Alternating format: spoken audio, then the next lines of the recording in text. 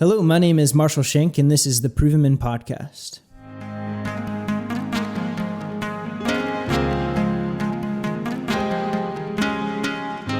Today's podcast is brought to you by the White Hart Cafe, where community happens over coffee. The White Hart Cafe is all about fostering a welcoming culture of love, equality, and development through an exceptional quality product and customer service experience. So if you're in the Lynchburg area, be sure to stop in today and grab some amazing coffee and even better conversation. All right, on with it. Today, I have my friend and guest, Shane O'Neill, who is the editorial director of Proven Men. We're here today to talk about his article that he wrote a few weeks back called Jesus, Your Body, and 5 Dead Porn Stars. Shane, how you doing, bud? Good, man. Excited to be talking about you all. It's an important topic. Sure. I knew this was a heavy one for you. It was a struggle for you to write this one as you were in the office. And tell us a little bit about that. Why would that be the case? Well, when you're looking at the stats of self-inflicted wounds or even just suicide amongst any occupation, it's a hard thing. And death is no small matter, especially when it comes to something like porn and potentially something that we have to take responsibility for, at least a little bit when 97% of Christian men have looked at porn. That's just heavy. It is heavy, for sure. Well, you write this article in 3 different phases because you cover a lot, and that's part of the reason why I wanted to have you on to talk about it was there's a lot of content having to be shortened down into a blog where people actually want to read it and not spend their entire lives. So giving the opportunity to be able to just listen to the dialogue, the heart behind the article, that's a good reminder to, if you haven't read the article, it's probably best that you stop, press pause, and go on over to provenmen.org under the blog section. Of course, the topic is Jesus, Your Body, and 5 Dead Porn Stars. Go ahead and read that now. But you break it down into 3 different sections. Sex and shame is the first. Sex is sacred is the second, and then the gospel in your body. So my hope is just to be able to walk through just all 3 of those, to hash those out, to hear your thoughts on those. Why did you write this article? And what does it say? What does it have to teach us in the modern day church as gospel believers who have maybe partaken in this or who still are? So first question, how do you feel the public response to pornography affects the women behind the camera?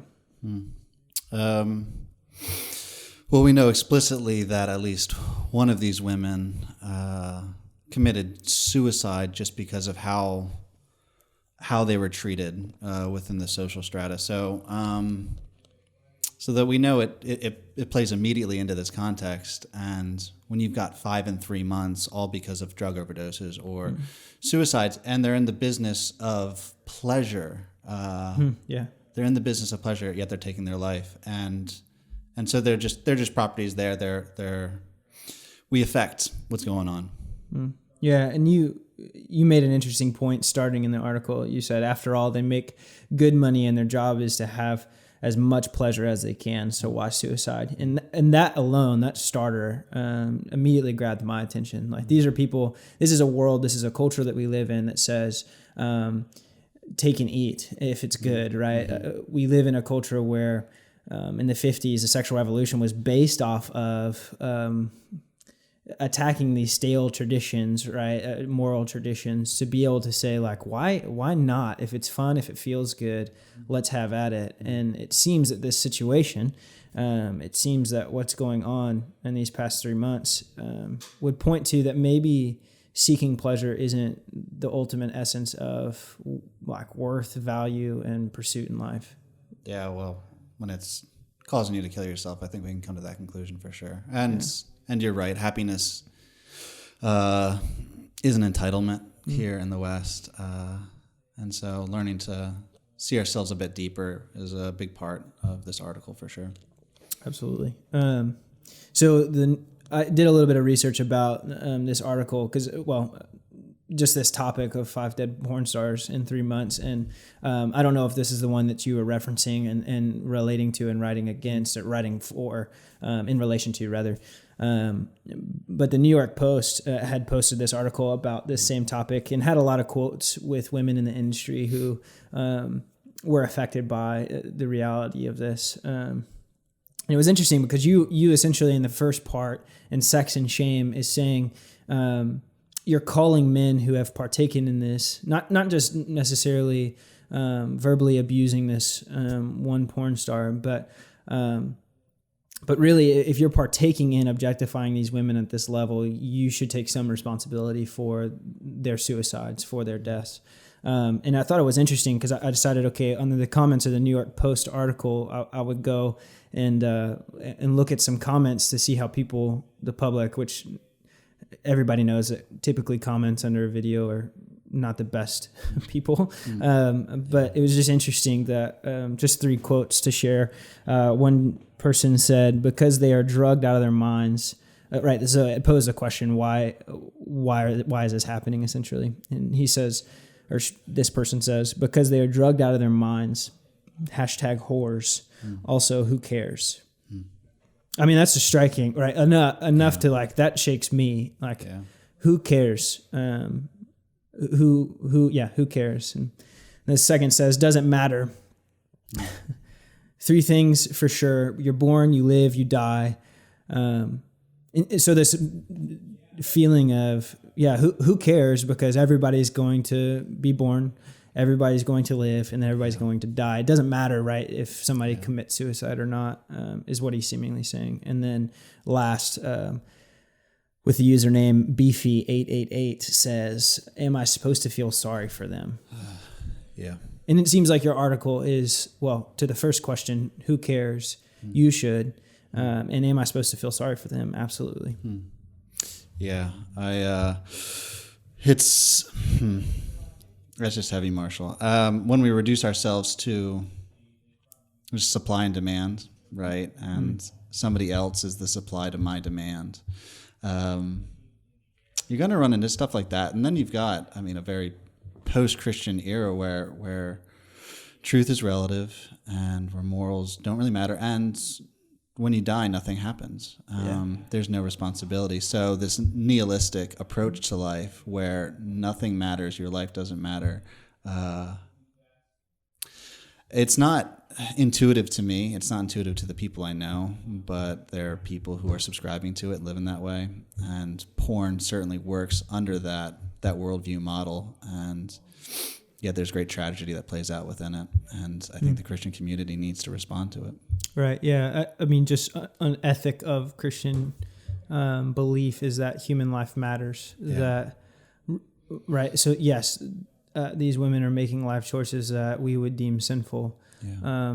Which leads us to our second point. I think what you thought was, I guess in that same article, you had said that 80% of us use pornography. Yeah. And you almost call us Christians out, the Christian culture out by saying like we stand on, and then this is how I read it. We stand on the street corners with our signs protesting these actions.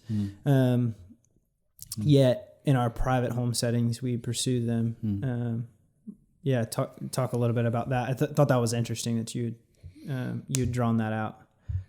Yeah, there's an obvious hypocrisy taking place in that, and Christians are super vocal about morals, which is fantastic. But there's venom to what we say, and I'm not sure if it's because of a dirty conscience or not, but the stats play out like 80% of men have viewed porn, but 97% of Christian men have looked at porn. So those figures just kind of stand for themselves. We have to take responsibility for that, and to lambaste something in public, but then to privately indulge in it. It just does something to your soul, and I don't think we can live with that kind of duplicity. I know Jesus, we're going to have to look Jesus in the face one day with that. But even today, as far as shaping cultures and shaping families, that's something we need to reckon with. Right. Yeah. It's almost like we would, in our response to look pious out in public, we shame these people, thereby undergirding our belief that human value is not is not contingent on the choices that you make, that you are inherently valuable because you were created by God. But in our shame and in our pursuit to look pious amidst that shame, we turn from that and attack that person rather than upholding and uplifting them. And I wonder, right? Like, so also, Marshall, it's safer, it's easier to ridicule someone else's lifestyle than it is to take responsibility for your own. It's a self-justification model, right? We don't want to. We know what we're doing is wrong, so we hate other people for what we do, and we exonerate ourselves, and they can die for us, right? They bear our sin, they bear our death, and we can just send them off to do that, and then we feel exonerated for it. So there's some kind of, there's just a lot taking place. Yeah, wow. Well, in your second part, you talk about how sex is sacred. And one thing that I've been studying recently that's just been pressed on my heart is the sexual revolution in the 1950s and 1960s. And Marcuse was a Frankfurt School of Thought Marxist who was kind of the marketer of this in the early 1950s through his book Eros and Civilization. And he's basically, in what we talked about a little bit earlier, he basically makes the point that true freedom is found in being able to do whatever you want. Have at it. That's where value of life is found. That's where freedom will come from, which I think is interesting coming from a Marxist. But that was kind of the stamped approval. And now we're seeing in multiple movements, we're seeing the effects of that, right? That like my actions actually have consequences. And so talk to me about, you wrote, it has been said that pornography is wrong, not because it shows too much, but because it shows too little. So when people reduce themselves to being known skin deep, they rob themselves of value. Work that out. Yeah. So I have a long history with pornography and sexual relations. And I noticed some kind of pseudo-healthy trigger in my own imagination a few years ago that where I'd look at somebody, lust after them, and then I'd instantly, to try and combat that lust, I'd try and look for flaws in them so that I could criticize them and deactivate my lust. Looking for the bad.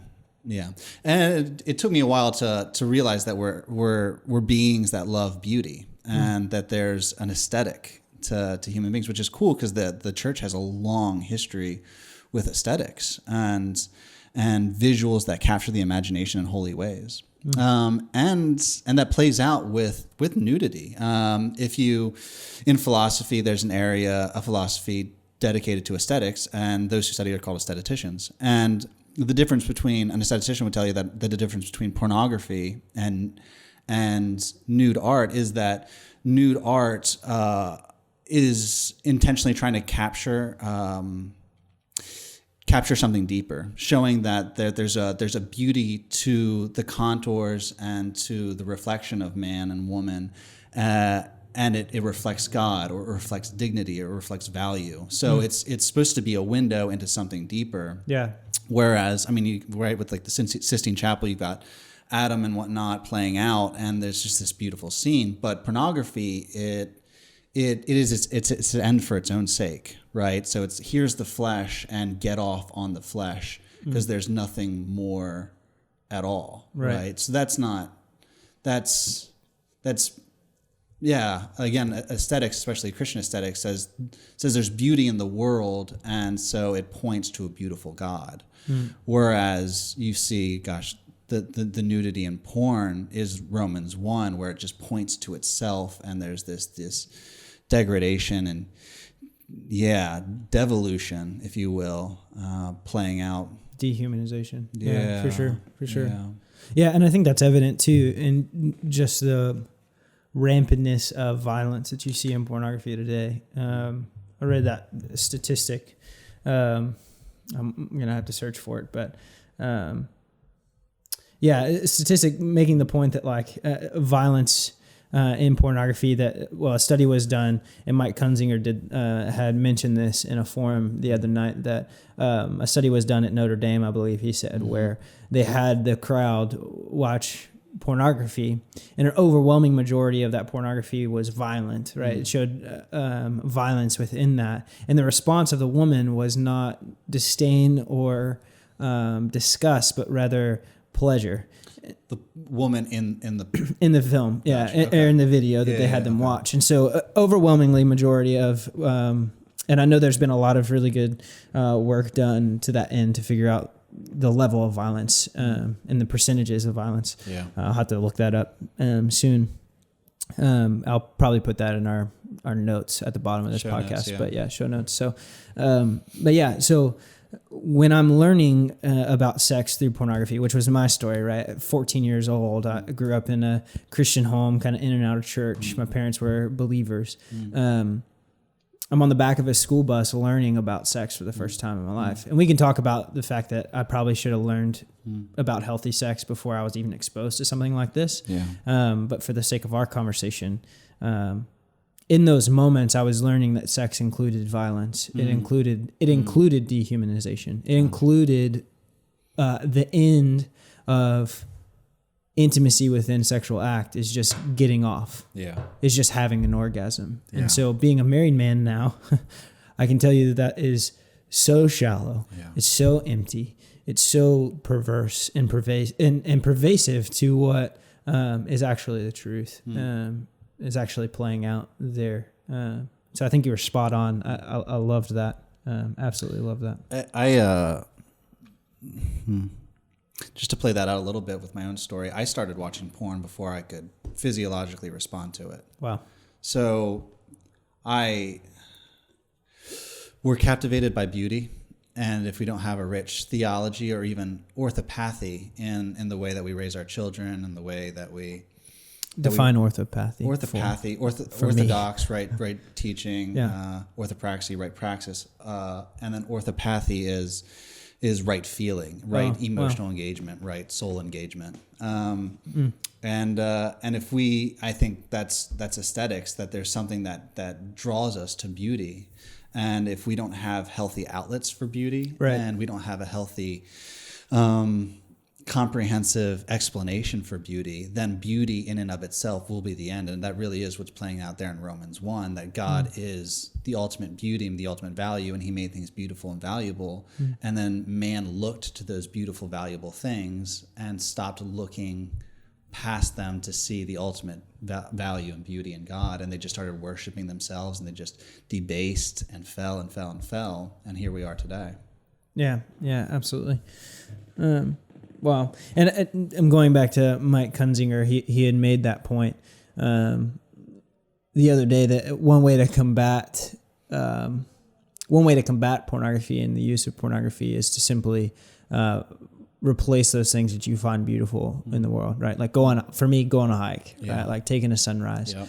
And so you have this issue that's playing out in the lives of men, that they're objectifying these women almost out of this like innate human nature to desire to chase after beauty. Yeah. Yet we can replace those things that are actually beautiful and don't devalue what God has created. Absolutely, Marshall. Yeah. There are definitely healthy practices to engage beauty, and I think that it's not just a matter of not watching porn; it's a matter of engaging something else with passion, right? Because we put a lot of passion into watching porn. I mean, I would stay up for like hours, right? Like I said, I just loved it.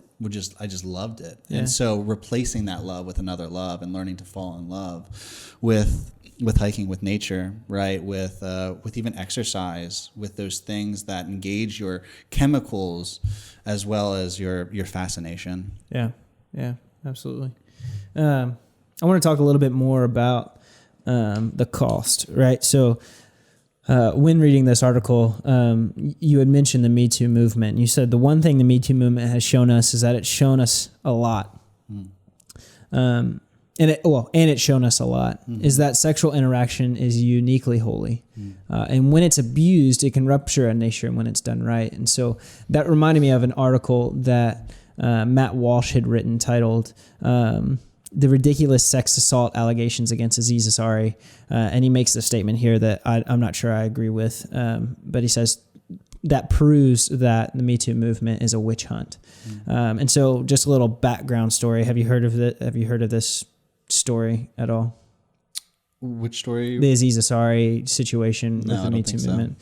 So. Well, a magazine entitled Babe, written an article by Katie Way, had an anonymous woman had come out against the comedian Aziz Ansari, and had kind of foretold a story about a night that they were hanging out at a club.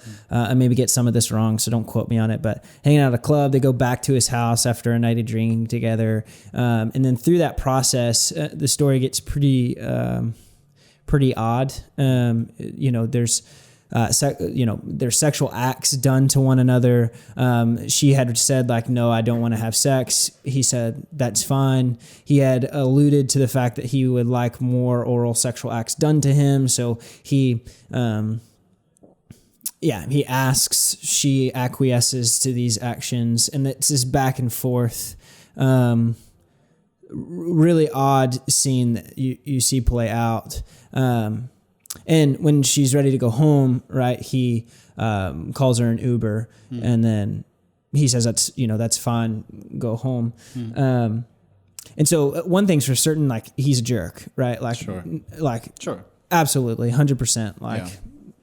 Definitely would never want to be around him. Right. Okay, that's fair. Sure. But the call was that this was a part of the Me Too movement, in that she was sexually assaulted, that she was abused in this context. And Matt Walsh says this, and it's a long quote from his article, but this woman's called Grace, this anonymous woman. So Grace felt violated after the fact. I don't blame her for that. I blame her for seeking revenge by publishing intimate details of a clearly consensual encounter, but her feelings of emptiness and vulnerability are perfectly warranted. Perfectly warranted. She was indeed violated, but she was complicit in the violation. Yeah. That is the nature of casual sex. The two partners violate each other. A man uses a woman's body for his own selfish ends, and the woman allows it and reciprocates by using the man for her own purposes. If either wake up feeling depressed the next day, it's because they regret participating in such a degrading and humiliating exchange. The regret is real, and it can be crushing, but it does not retroactively turn the events in the previous evening into rape. The sex remains what it was when you willingly participated in it: self-centered, dehumanizing, shallow, soulless, and yes, consensual. So he's making the point that, right, these acts aren't something to take Aziz Ansari to court for. I'm arguing the point that even outside of pornography and within casual sex, this right call to the sexual revolution, that you should experience all that you can experience in this world of pleasure, that actually people are coming out of the other end feeling like crap. And for me, I know that was true, and I'd watch pornography immediately after. There's this emptiness. There's this shallow feeling. There's this hole in my heart, shame that you feel, that I think is tying perfectly into this, right? You've taken advantage of something that is holy, as you said. It is a holy act. And Ben Shapiro had made a comment in his podcast that, of course you feel that way. Like, of course you're going to feel that way. Maybe that's why we have standards of consensual relationship. Maybe that's why you're supposed to date, get married, and then have sex, right? Because there's bounds there of, emotional intimacy and spiritual intimacy before there is this physical act. Yeah. Yeah, there's a lot there, Marshall. A whole lot. I guess a simple way of looking to find out if something is sacred is to look at how people respond, how you respond, how a culture responds when it's violated. So we can say that that sex isn't sacred all we want, and that marriage is malleable. It's a social construct. But when we look at the Me Too movement, we can see that when sex isn't done right, when there's rape involved, there's deep damage done, and there's deep outcry from a nation, and that covenant of marriage is there to protect something sacred. It's there to allow this covenant of grace and kindness and gentleness, as well as exploration, into something that is fragile, right? Very fragile. And when we exploit it, you get the Me Too movement. You get what we see today.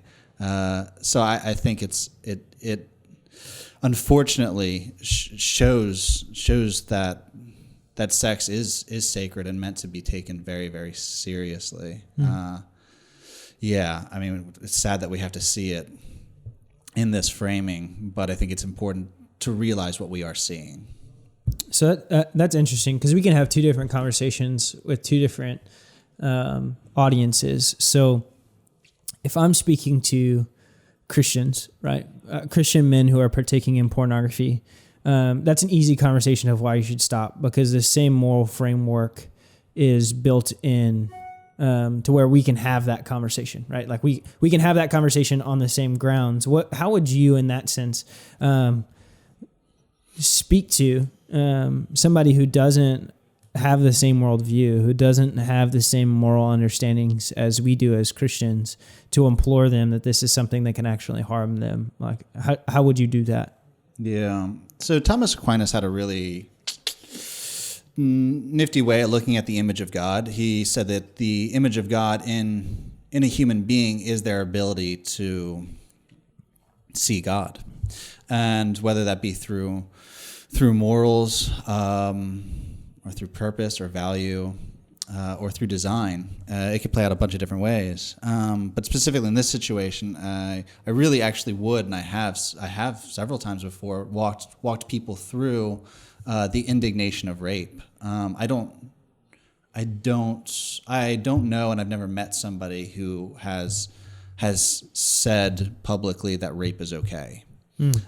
So walking them through what it looks like when something is violated, and to see the extreme reaction of that violation implies the extreme sanctity of that thing. So that you can work on that metric. So taking them to, right, because that's a methodology. If you want to figure out what used to be in a certain spot, then you look in its context and surroundings. You look, right, with with detectives, they go and they look at the fallout from a crime scene. Or you look at like a geologist, they go and they unearth what was around something to reconstruct what was there, right? So with rape, you go and you look at this thing and you look at the fallout and you look at what was supposed to be there, and you have things like the sanctity of the human soul, of relationships, of the body, and of sex. But wouldn't you say that, I mean, my argument straight to that is me performing rape on a woman is radically different than me sitting in my room with the door closed by myself watching pornography. Like, how can you equate those two things to say that I'm violating the sanctity in the same way that if I went out and raped a woman? Yeah. As a non-believer, like, where do you get off? Yeah. Yeah. Well, you get off in your room by yourself. But I think your question needs a little bit of unpackaging, and it's a really, really shallow way of looking at human identity and anthropology. We're not islands unto ourselves. Again, we've both been with a lot of men who have wrecked their families because of this. But even people are their imaginations.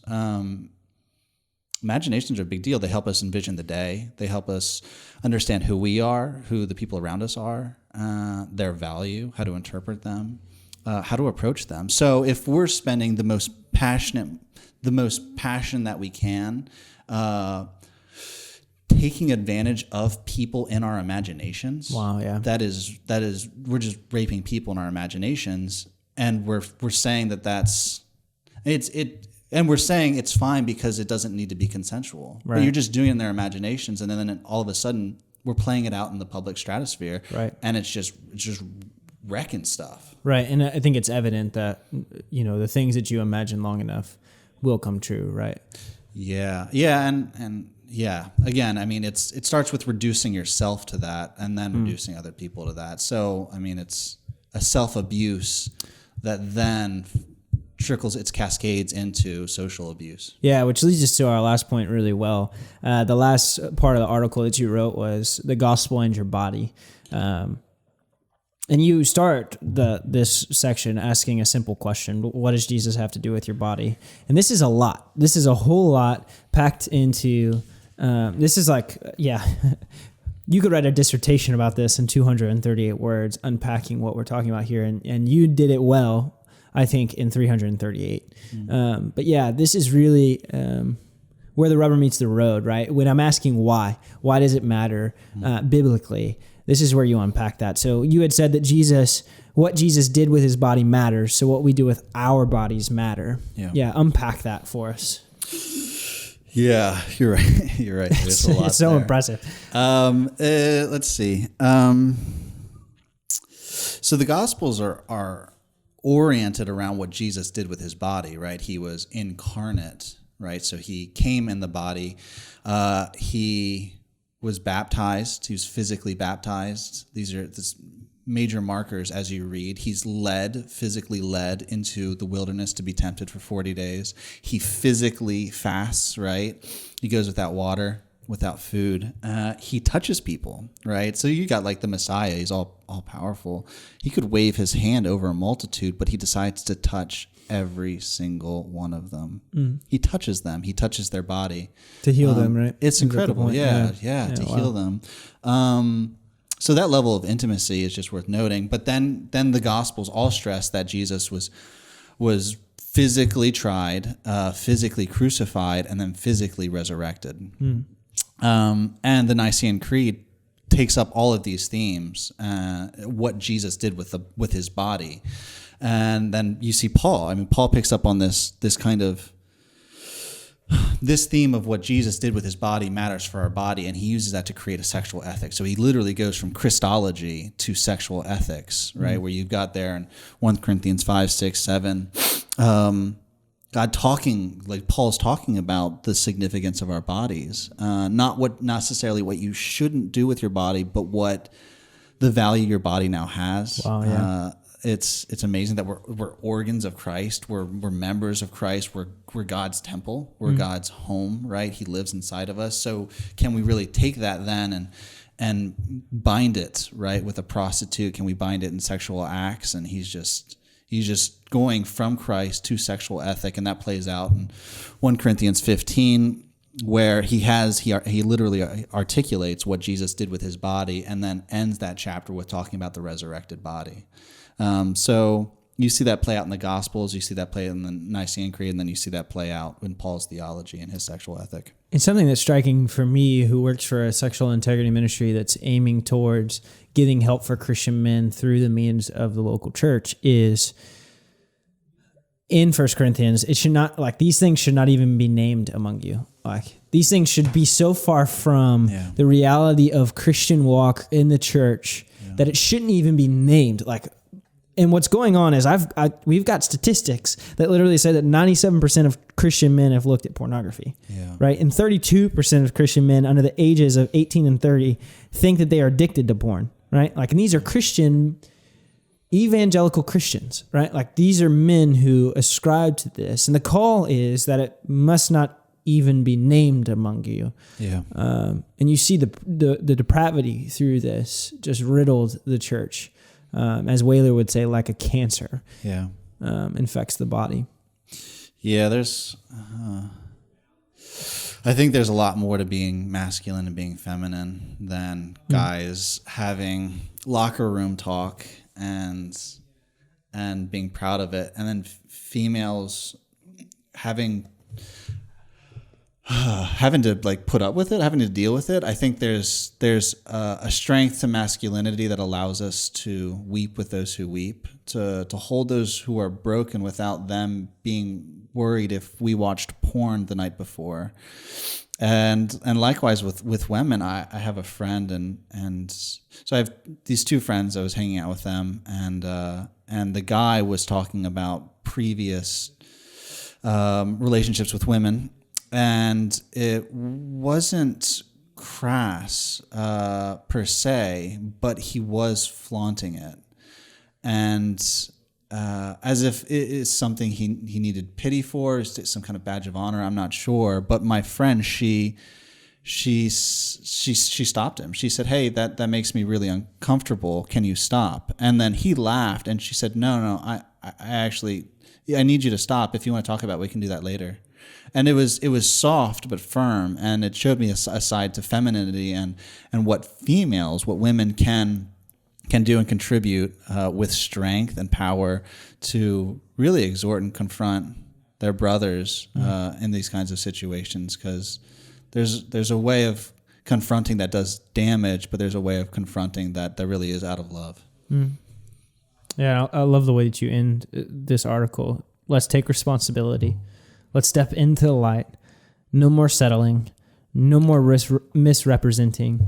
The gospel will reveal you, but it will also clothe you. And that's something that, just to end on, something that I've been really resonated with, that I saw for the first time, saw in the sense of, I actually saw it affected my life in Scripture, was you have Adam and Eve sin for the first time.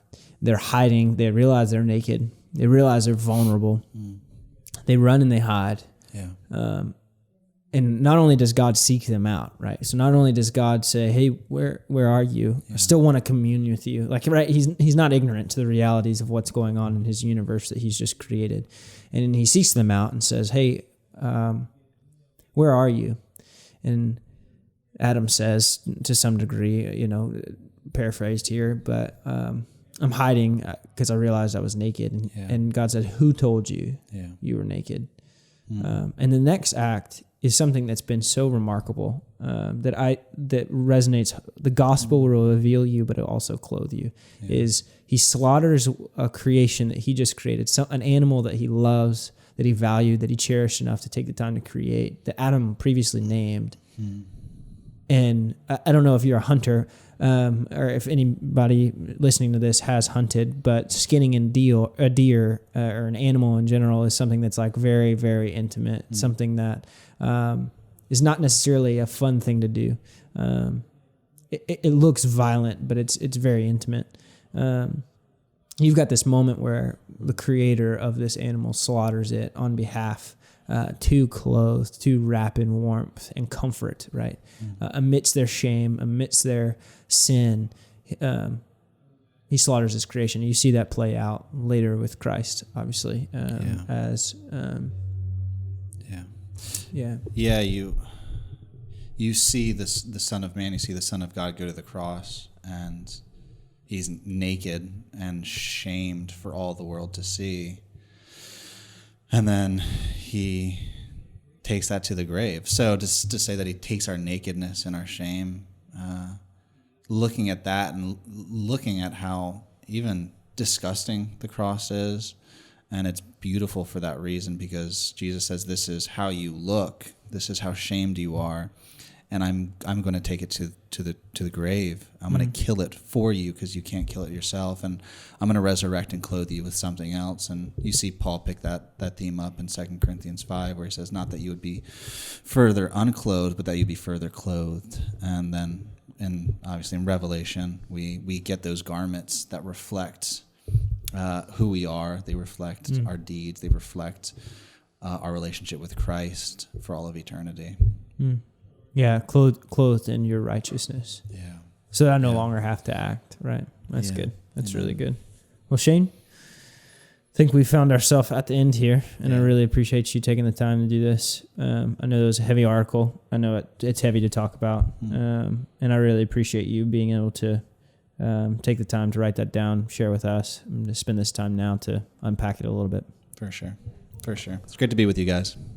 Awesome. Well, as you know, the podcasts are coming out every single month. So this is February. Be on the lookout for April. We're going to have some really interesting conversation. And as always, if you're interested in Yeah, and a topic, if you have any suggestions, because this is new, we could use all the help that we can get. We want to help you as we can and as you need it. So as always, if you're in trouble, if you're dealing with this shame, you're hiding because you're naked, Proven Men is here to help. You can reach out to me at Marshall, that's 2 L's, at provenmen.org, and I would love to help. So go ahead and just put podcast in the subject line so I know the context. But as always, thank you for your time.